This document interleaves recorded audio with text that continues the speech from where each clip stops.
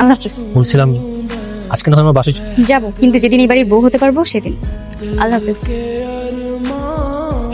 ধর তোর পিকনিকের টাকা। থ্যাংক ইউ আপু, thank you so much. Welcome. মা, বেতন পেয়েছিস? কি রে, এখানে তো 15,000 টাকা, বাকি 3,000 টাকা কোথায়? মা আমি 1 টাকাও আমার জন্য হাত খরচ রাখিনি। নিতুর পিকনিকে যাওয়ার জন্য টাকা লাগতো, তাই ওকে 3,000 টাকা দিয়েছি। নিতুকে তো আমি টাকা দেব, আর তুই খরচ করা শিখলি কবে থেকে শুনি? টাকাটা তো ওরই, আর ওর টাকা ও নিতুকে দিতেই পারে। এই শোন, তুই আর কখনো টাকা পয়সা এভাবে খরচ করবি না। ঠিক আছে মা, থ্যাংক ইউ। তুমি রাতে বাসা যাওয়ার পর তো তোমাকে পাওয়াই যায় না। এত ব্যস্ততা কিসের তোমার? অফিস থেকে বাসায় ফিরে আমার অনেক কাজ থাকে। অফিসে যখন থাকো তখন ব্যস্ত, অফিস থেকে বাসায় গিয়ে ব্যস্ত। তোমার সাথে তো 1-2 মিনিট বেশি আমি কথাও বলি। আর এই যে অফিস শেষ করে প্রতিদিন তোমার সাথে দেখা করে যাই, সেটা। এটাই তো সবকিছুর আশা ভরসা। আর নাহলে তোমার বাসার নিচে গিয়ে অনশন করতাম তোমার সাথে দেখা করার জন্য। আর আমি বেলকনি থেকে তোমার মাথায় গরম পানি ঢেলে দিতাম। এখন আমাকে বাসায় যেতে হবে। আপু কি করছো? কাজ করছি। তুই এখানে কেন আসছিস? মা যদি দেখে তুই রান্না করে আসছিস, তাহলে উল্টা আমাকে বকা দিবে। যা। আই নিতু, তুই এখানে কেন? এদিকে আয় বলছি। বলছিলাম তোকে আমি কতবার নিষেধ করেছি তুই রান্না করে আসবি না? রান্না করে চুলার কাছে গেলে তুই কালো হয়ে যাবি।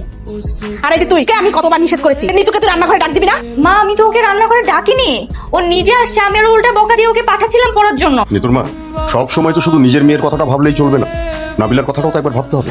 নাকি সে সৎ মেয়ে বলে? বাবা থাক না, আমি রান্না করছি তো, মার সাথে শুধু শুধু ঝামেলা করার দরকার।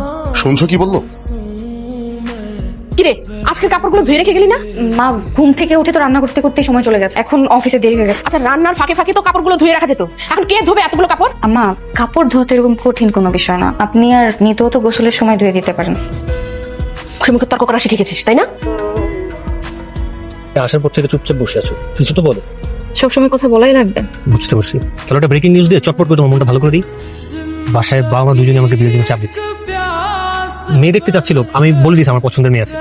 তারা রাজি হয়ে গেছে? এখন রাজি হবে না। এখন তুমি শুধু বলো তোমাদের বাসায় কবে লোক পাঠাবো। আমাদের বাসার লোকজন পাঠিয়ে কোনো লাভ হবে না, আমাকে এখন বিয়ে দিবে না। সমস্যাটা কোথায়? সমস্যা আছে, তুমি বুঝবা না। না বলে বুঝবো কি করে? মানুষের একান্ত কিছু কিছু দুঃখ থাকে, যা কারোর সাথে শেয়ার করা যায় না, কারোর সামনে প্রকাশও করা যায় না। এই দুঃখগুলো শুধু রাত্রের অন্ধকারে যখন বালিশে মাথা রাখা হয়, তখন এসে চেপে ধরে। এসব তুমি বাদ দাও। বিয়ের পরে সব দুঃখটুকু থাকবে, সব পালাবে। আমি 2 দিনের মধ্যে তোমাদের বাসায় লোক পাঠানোর ব্যবস্থা করছি। বললাম তো, আমার এগুলো নিয়ে কথা বলতে ভালো লাগছে না, আমার মনটা আজকে ভালো নাই। থাকো, আমি যাই। হ্যাঁ, আচ্ছা, অন্য কোনো